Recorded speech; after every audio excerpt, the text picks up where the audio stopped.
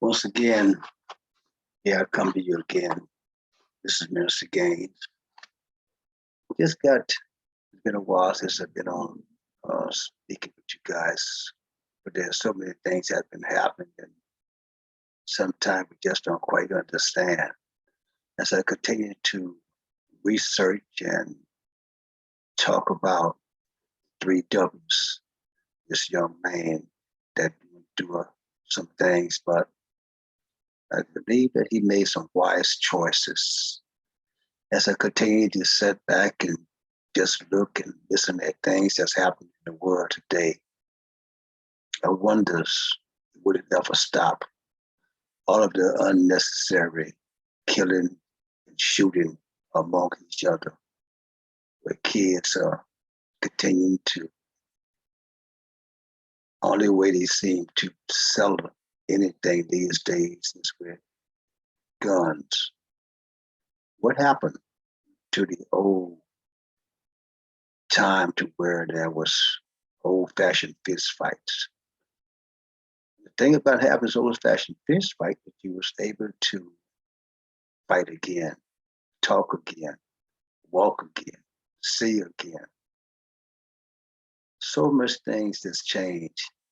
And I begin to wonder if these type of ways of selling disagreements would have been that way back in the days when Pluke was a kid, would he have ever had an opportunity to be able to share his story? If I can recall back in those days, as I think about it, is that you fought, you became friends. If you was probably friends before, but you laughed about it, you even began to play again. And if you was an adult, you at the point to where you may go out and have a beer and still talk it over. But one thing that I keep asking myself, if we continue to have disputes and disagreement, and we happen to shoot, kill, or harm this person, then if you had a question, you would never get an answer. So why or when are we going to start to do things different? Remember, life is all about choices. Who wins in this situation? Does the perpetrator win? Does the person that gets shot, we know it's not a 10 times that he won't win, because things could turn his life around even to death so soon. So we have to really ask ourselves, who can stop the things that's going on? Every day you listen to the news or pick up a newspaper or even just get a phone call from someone, could even be in your own family, and they tell you about something that happened. And then where's families? Families are so separated these days. I'm from the old school, and so I always remembered where family was so close to each other till we didn't doubt or disown anyone. But these days, you have to be very careful to what you say or what you do. And I began to struggle with that. I began to ask myself, sometimes is, how can you fix something if you never knows what the issues is? And that's one of the reasons why I believe that this book was called 3 Ws, so that those Ws can be asked. What, why, when, who, where? So how do you start a dialogue? How do you get answers? I began to just think back as I continue to read his story. And I'm going to try again today to read another little section of it. And then I'm going to try to close this with a hopefully with a thought, I think I would want to say, maybe a thought of how do we get here in the situation in life that we are living today, and when will we get out of it, or if we will ever get out of it. I just think about back in the days as this young man wrote his story, and I see the love there. As he was headed off to California, he was with his aunt. And this is what happened. He said, with tears rolling down my face, I said, I have to go. I know you love me and I would take care of me and not let anything happen to me, but I have to go. See, his aunt didn't want him to go. She wanted him to stay in Louisiana with him. But he said, we got to the bus station and the driver put my suitcase under the bus luggage compartment. TT and I hugged each other. We was both crying. She didn't want to let me go. She kept saying, please don't leave me. I told her I love you. Take care of yourself. Don't worry about me. I'll be all right. She asked, how much money do you have? When I told her about 1,500, she went into her purse and stuck some money into my pocket. She told me that if I needed anything, I should call her. She said, if you don't like it in California and you're not being treated right, call me and I will send for you. The bus driver asked, boy, are you going to California? Yes, sir, he replies. Okay, it's time to get on the bus. TT and I hugged each other again. I said one more time, I love you and I thank you for all you have done for me. I pulled myself away from her because she was holding on to me so tight. And I got on the bus. I saw her and looking at me and waving goodbye. I waved back as the bus drove off. I saw her holding on to the car as she was walking around to get in. Her legs was weak. I was crying even more. I looked back until I couldn't see her anymore. I wondered, where am I going? Am I supposed to go there? I wanted someone to love me, just as my teammate had people who loved him. Will there ever be anyone else like her? Who will stand up against him for me, as I know she did? I was 15. The last person who had said he loved me was Pa. He used to tell me that all the time, but I had never heard that from my mother or my father.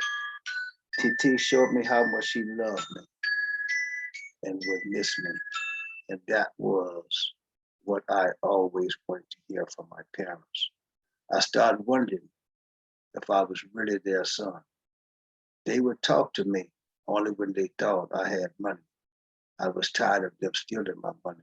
She would say, TT isn't your mother. She cannot tell you what to do with your money. He had stopped asking me for money. I guess that was because he had taken enough from me, maybe $3,000. I started to calm down and stop crying. The bus stop in Lake Charles, and I was in the bus station cafe. The driver had told me my next bus would leave in 4 hours. I ordered a hamburger, fries, and soda, and I put my hand to my pocket and felt more money than I had put there. I had only $10 in there. The rest was in my sock. I went to the restroom, got into a stall, and counted the money. TT had given me 8 $100 bills and 10 20s. I cried. No one had ever done that for me. I realized how much she loved me, and I thought about going back and live with her and Dave because I knew that they loved me. I had left them behind, and I knew I would miss them, who I had lost track for 3 or 4 years. We had been reunited for just a year.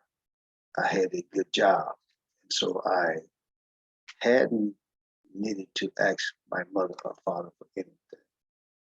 Not that he would ever give me anything, but my brothers and sisters would say anything.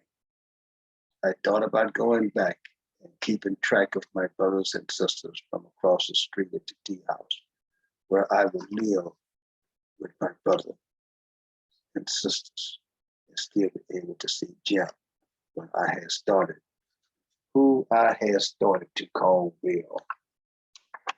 I keep asking myself as I continue to read and share this story, where's the love? Where's the love of family these days?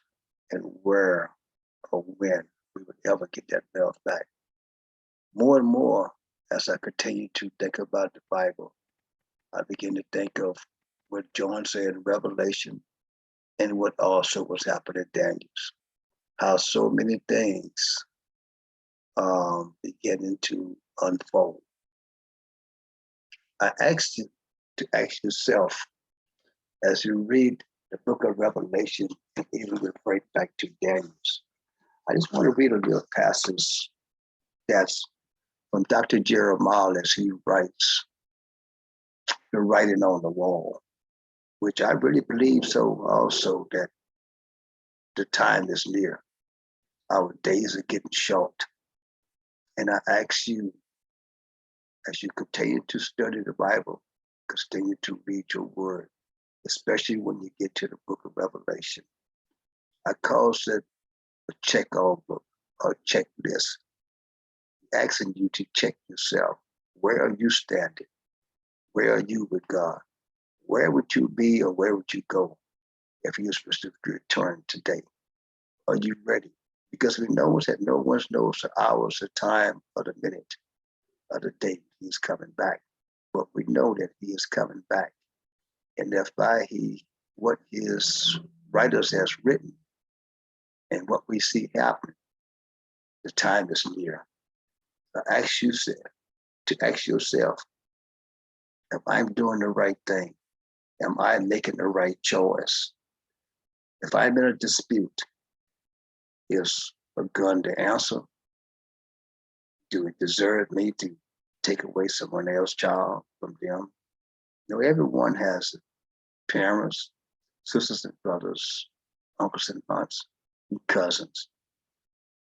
Why do I have to end the time with them? And then also ends my time, because behind those walls is a different type of life. Is that the life that you want to live? But ask yourself, with so many kids, 12, 13, 14, 15 years old, shooting each other, they have not even begun to live their life yet. And their life is cut short also, because now they're living a life to where they have no control of what they do and what they eat and where they can go. Because now you're putting your life into someone else's hands. Sometimes that may not be the life that you wanted to live or you would like to live. So ask yourself, is pulling the trigger of a gun is the answer? What do I get out of it? What benefit me? Was there anything positive in there for me? Or am I just being a man, you may want to say? I'm handling my business? Or is it just caught up in a moment? I pray and I ask you to just listen at what happens in Daniel chapter 2.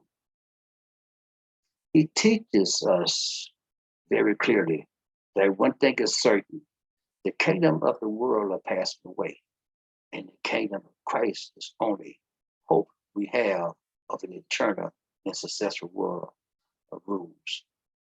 When that kingdom comes, it's going to be a difficult story than what we hear today. The devil seems to be writing history now, but he will be history in the near future. As the king dream is being described by Daniel, the climax is reaching when the great stone are detached from a mountain and begin to move toward the image with great speed. It strikes the image at the feet and crushes it into powder. The question is, who or what is the stone? Well, we know that the stone, identification of the stone is in chapter 2 over 14 times. The scriptures of Jesus are referred to as Jesus as the stone. But we know that even as he spoke to Moses and he told him to squat this rock and water began to come out of it. He's that stone that's there for us. But what are we going to do until that day comes? The world is changing. And as the world begins to change, there's only one that have an answer that can really save us or help us. And that's our Lord and Savior, Jesus Christ. And I pray and ask you to ask yourself, with all that I do, whether or not it's for me, to me, or to someone else, is this the life that my Father has wanted for me? Until then, I ask you to take care of yourself, take care of each other, and always let your family know that you're there for them and that you love them. And if you happen to get into a dispute with someone over anything, sometimes it could be so minute that it doesn't even deserve or worth a conversation in an angry attitude or tone. It could be just a misunderstanding. But don't let a misunderstanding cause you to lose your life or take a life from someone else. Remember, the choice is yours. And the choice that we make is a choice that we have to live with. Until then, peace. God love you. So do I. Be blessed.